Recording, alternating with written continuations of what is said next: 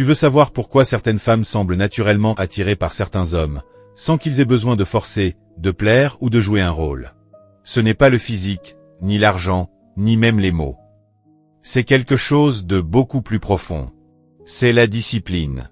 Parce qu'un homme discipliné dégage une énergie rare dans un monde où la plupart se laissent dominer par leurs pulsions.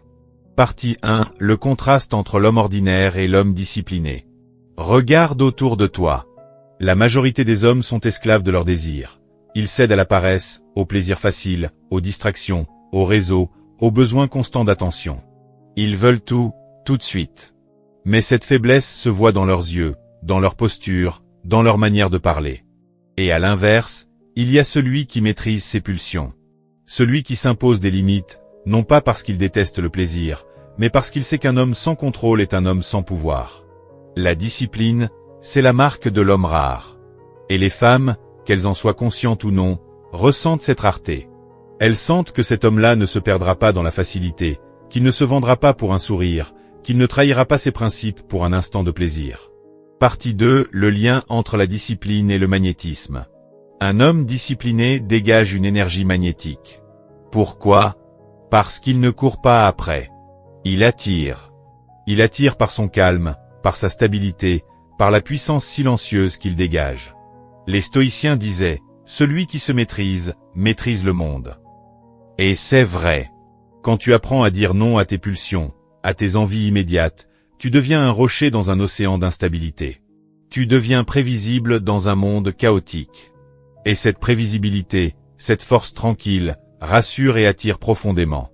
Les femmes ne recherchent pas l'homme parfait. Elles recherchent l'homme solide, celui qui ne s'effondre pas quand tout va mal, celui qui garde son cap quand les émotions le testent.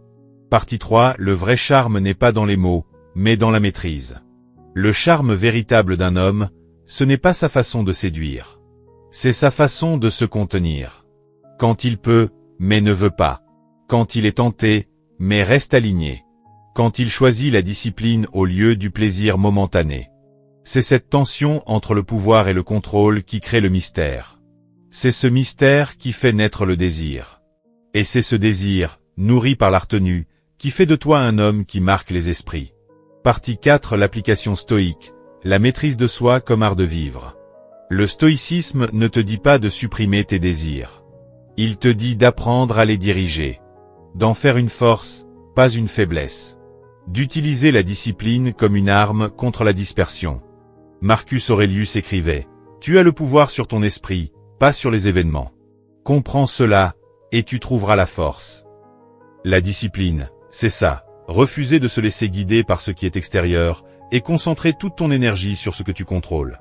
Ton corps, tes pensées, tes actions. Et quand tu fais cela, tu rayonnes une puissance tranquille que rien ne peut imiter. Partie 5. Conclusion inspirante et appel à la transformation. La discipline n'est pas une prison. C'est une libération.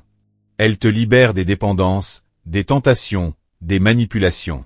Elle fait de toi un homme complet, stable et digne. Souviens-toi, les femmes n'admirent pas celui qui cherche à les posséder. Elles respectent celui qui se possède lui-même. Alors, si tu veux devenir magnétique, si tu veux incarner la sagesse stoïque dans ta vie quotidienne, commence par ce combat, celui contre toi-même. Parce qu'un homme qui triomphe de lui-même n'a plus besoin de prouver quoi que ce soit à qui que ce soit. Sois l'homme que même tes désirs respectent. C'est là que commence ton véritable pouvoir. Si vous avez aimé cette vidéo, n'oubliez pas de vous abonner, d'aimer, de partager et aussi d'écrire en commentaire que je suis stoïcien et je vais être cet homme et cette femme stoïcienne. À très bientôt pour une bonne vie stoïcienne.